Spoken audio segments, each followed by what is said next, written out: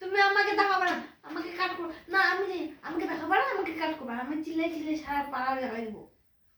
পরেনি তখন তুই কি না, আমাকে কাট করবা, বুঝে না শোনা বললেনটা কই আমার কাছে দে দিবি না।